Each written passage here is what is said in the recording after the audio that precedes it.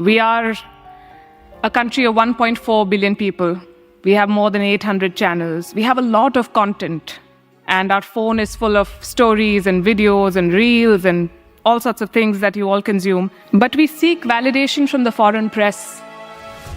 We may trash it. We may say that we don't care about what the New York Times is saying, but we do, because we discuss it.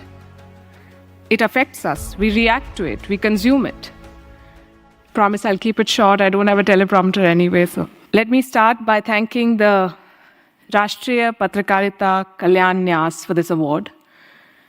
Let me also congratulate them for all the good work that they're doing to promote journalism in India.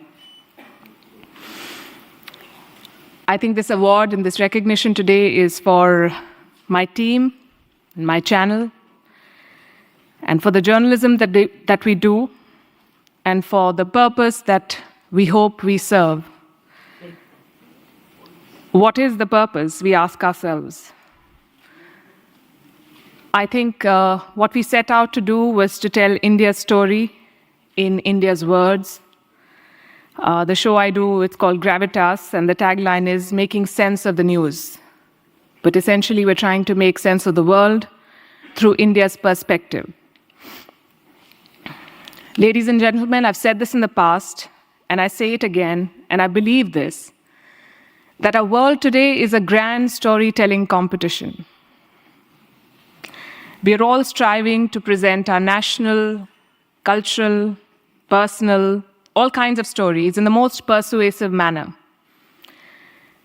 I remember reading somewhere in the olden times, they used to say that if you want to poison a people, you should poison their wells. They'll have contaminated water, they'll die. Now it is said that if you want to poison a people, you poison their stories. When you poison their stories, you contaminate their minds, and it's worse than dropping bombs, because then you take away the self-confidence of a country. You devastate their morale. And I think that is more damaging any day than poisoning water or poisoning wells. You make a country doubt its abilities. And we Indians have been through a very difficult phase where we were colonized, and while we achieved independence 75 years ago, I think somewhere a lot of us are still colonized in our minds. We need to come out of that. So it is important to tell stories and tell the right stories in the right manner, because stories sway people. They change the course of policies, politics, and indeed the world. And this is my favorite example from the Second World War. America had a list of cities in Japan that they wanted to bomb with the atom bomb. And on that list was the city of Kyoto.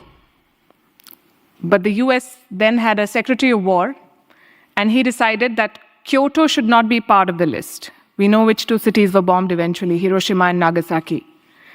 He removed Kyoto because this Secretary of War in America had been to Kyoto on his honeymoon, and he saw how beautiful Kyoto is and how rich it is culturally, and he believed that that culture should not be destroyed.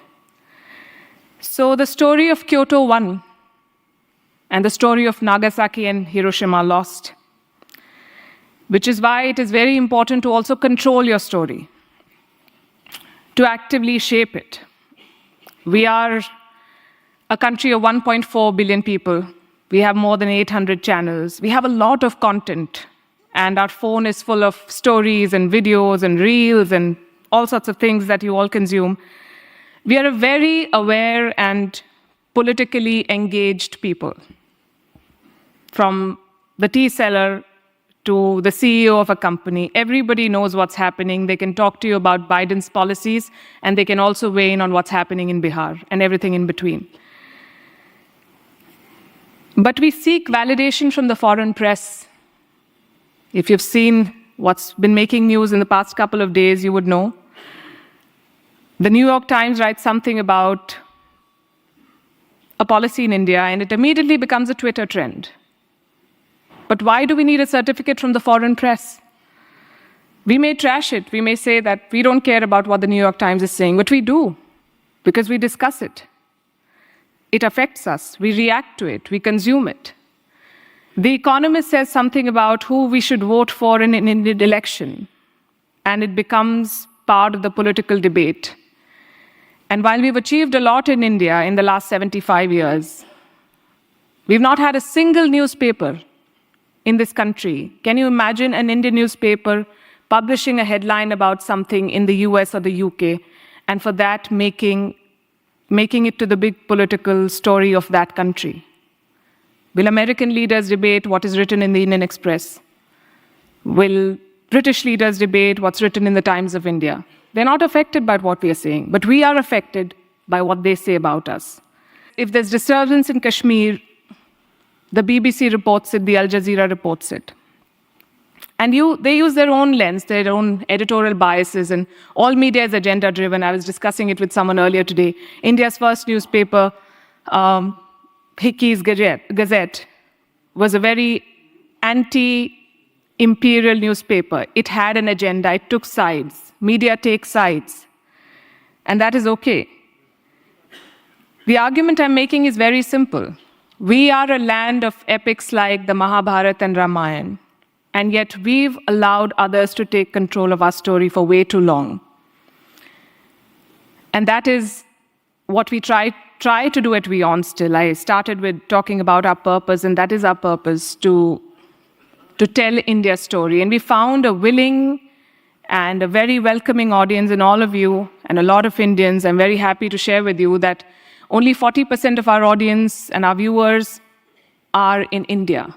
The remaining 60% are outside India, which gives us a lot of hope.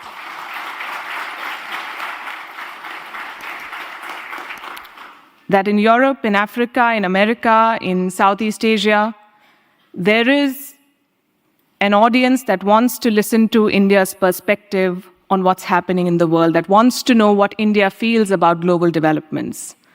And it's only time for a country that is ready to assume its role as a global leader to have a voice like that.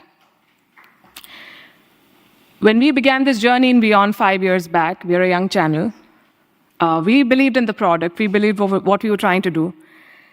But we never imagined that in so short a time, we'll get the kind of response that we do now. I was in Ukraine earlier this year, and people saw the mic, and there were some Indians, and they walked up to us and they said, "Ye hamara channel hai." And that gives us a lot of encouragement to do more of what we are doing. The numbers encourage both me and my team. And awards like these, thank you very much, also inspire us to do better every day. So on behalf of my team at Wion, I want to once again thank you for the award. Thank you very much.